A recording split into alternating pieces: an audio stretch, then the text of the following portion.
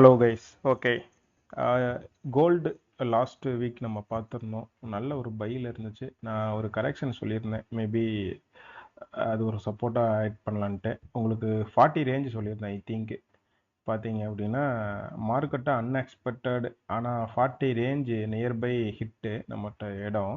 But அந்த entry நம்ம எடுத்துருக்கவே முடியாது. அந்த அளவுக்கு தான் மார்க்கெட் அன்னைக்கு ரியாக்ட் ஆயிடுச்சு. பட்டு ஓகே, நோ ப்ராப்ளம். ஸோ கண்டினியூஸாக மார்க்கெட் வந்து வீக்லியில் நம்ம ஃப்ரைடே மார்க்கெட் க்ளோஸ் ஆகிருக்கு. வீக்லியில் கண்டினியூஸாக மார்க்கெட் வந்து ஒரு புள்ளிஸில் தான் பையிங் ட்ரெண்டில் தான் இருக்குது அப்படிங்கிறது ஒரு கன்ஃபர்மேஷன் நல்லா கொடுத்துருக்கு. பார்த்தீங்கன்னா உங்களுக்கு தெரியும். மேற்கொண்டு கம்மிங் வீக் எப்படி இருக்கும் மார்க்கெட் அப்படின்னு சொல்லிட்டு பார்க்கலாம். ஸோ உங்களுக்கு ஃப்ரைடே மார்க்கெட்டு நல்ல ஒரு பையில் தான் கொடுத்துருக்கான். மேபி உங்களுக்கு ஒரு ஸ்மால் கரெக்ஷன் மேபி உங்களுக்கு வர சான்ஸ் இருக்குது. இந்த ரேஞ்சு மேபி ஸ்மால் கரெக்ஷன் வரதுக்கு உங்களுக்கு சான்சஸ் இருக்குது.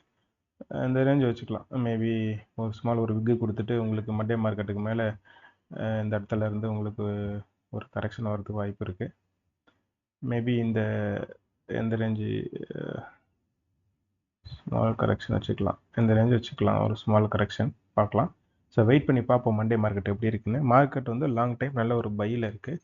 மண்டே மார்க்கெட்டுக்கு அப்புறம் நம்ம கரெக்ஷன் எங்கே எப்படி இல்லைன்னா எப்படி ட்ரெண்ட் இருக்குது அப்படின்னு நம்ம டிசைட் பண்ணலாம். இப்போதைக்கு மார்க்கெட் வந்து நல்ல ஒரு பையில் இருக்குது.